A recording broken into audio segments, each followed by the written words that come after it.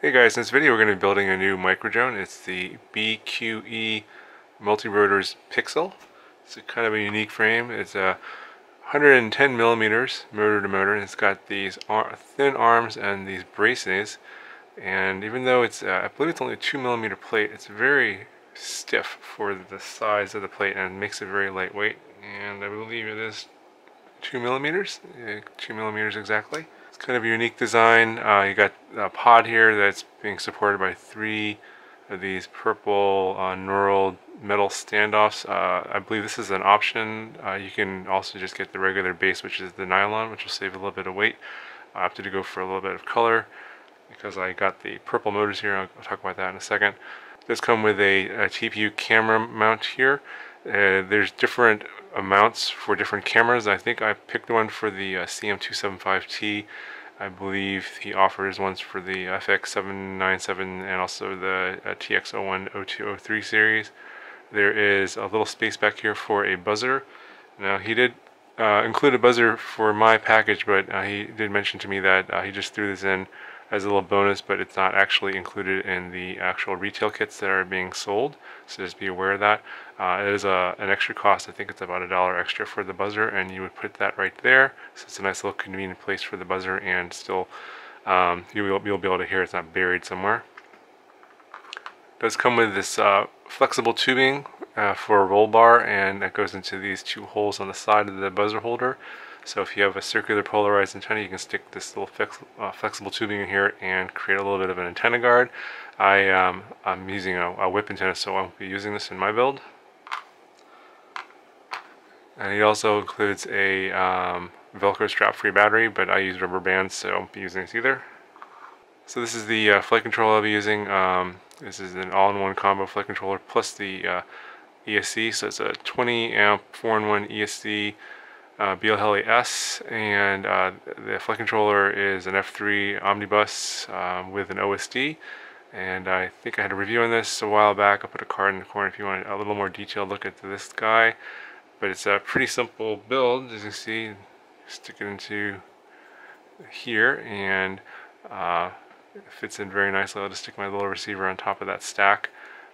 This frame does support the 20 by 20 stacks as well as the 16 by 16 and the 15 by 15 stacks. So you can see here the different hole pattern that supports the different sizes of flight controllers. So if you want to go to a smaller stack and then maybe not use this, I think maybe this will support up to a 3-inch propeller. Normally this just supports a 2.5-inch propeller, so I think it's a 3-inch propeller if you go to the 15 by 15 stack.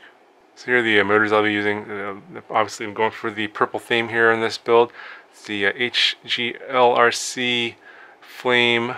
These are the HF1105 6000 kV motors, and should provide some pretty good power. I'm looking forward to using this one.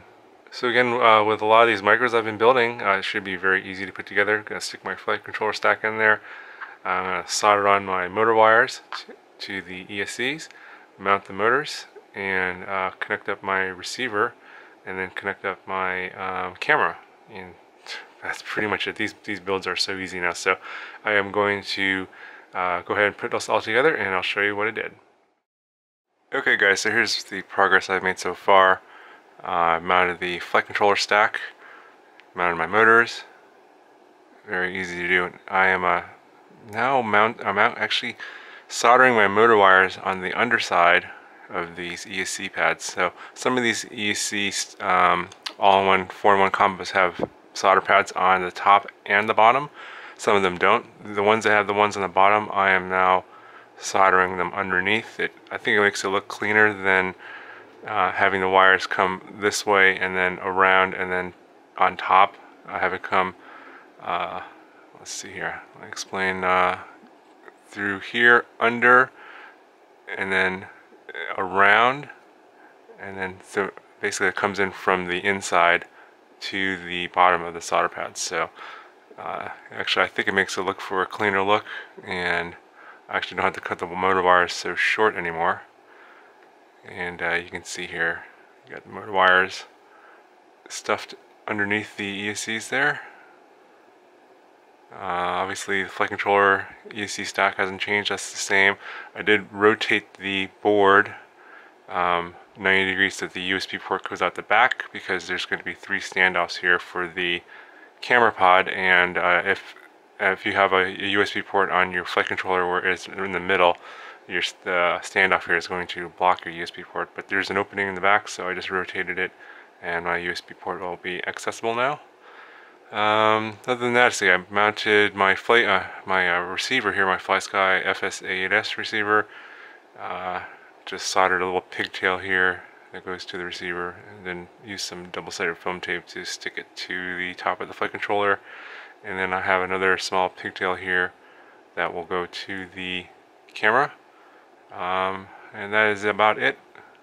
That's all there is to it. I'm going to actually zip tie my antenna to this arm down here, put on my camera pod, mount my camera. I have to also solder the buzzer to the flight controller, so I have the buzzer here mounted inside this little pod and some wires hanging, so I have to do that, and that'll do it. So let me finish this up and I'll be right back.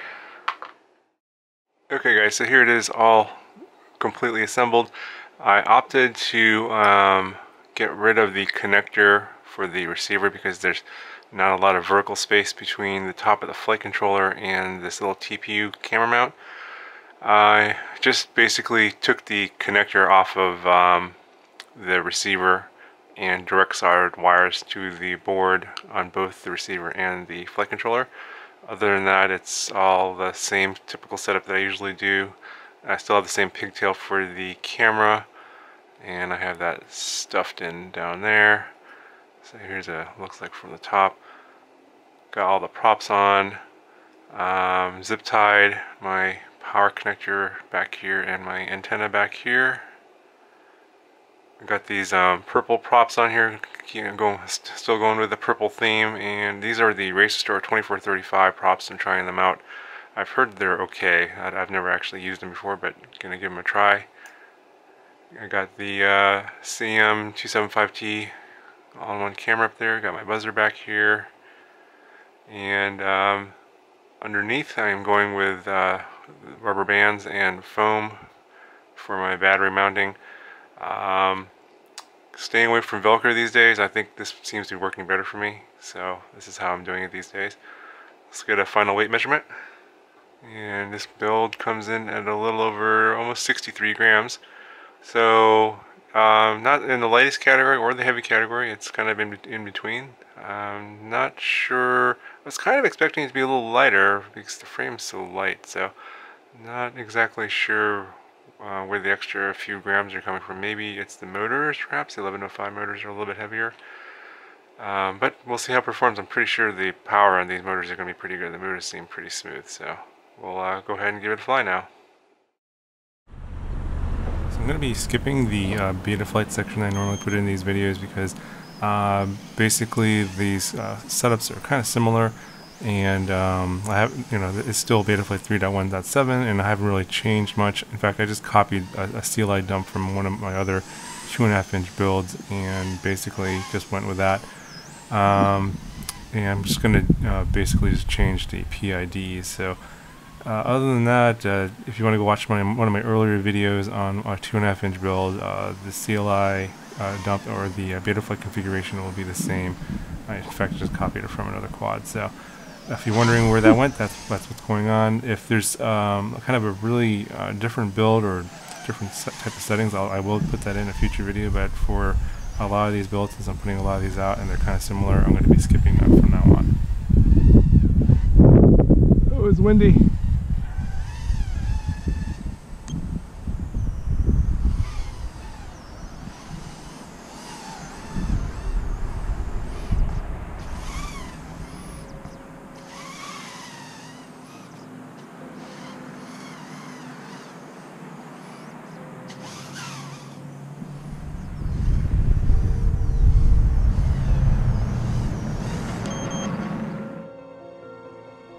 Okay, so this is probably my third or fourth flight flying the Pixel, and just getting a feel for the quad. And I'm flying this sort of well, this is actually a MultiGP UTT1 track scaled down to micro size. It's about half size, and actually it's kind of just a best guess as to what the track size would be, because we didn't actually measure it out, but just wanted to get an idea what the flow is like. So I'm just flying the Pixel here, like just to get an idea how it flies. It's just stock Betaflight PIDs. Yeah, probably need a little bit more I gain and P gain, but it flies pretty good. So I'm not that fast, and I'm not that good at flying gates, so my times here are in the 25 to 30 second range, but yeah, actually I don't even know what a good time is for this type of track anyway. But these gates here are 30 by 30, they're the micro size gates for the MultiGP Micro racing, so if you guys are interested in the MultiGP Micro racing, this is kind of what one of those tracks will look like. And it's just how this thing flies. I think it flies pretty good. Once I get this thing tuned, I think I'll be pretty locked in.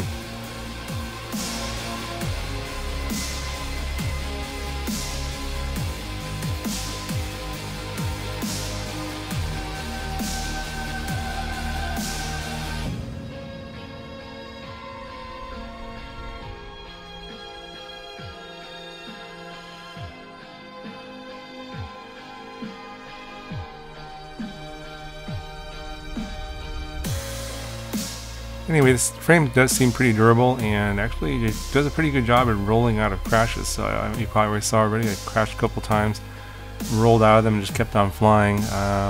That's a pretty good testament to the frame and also these props.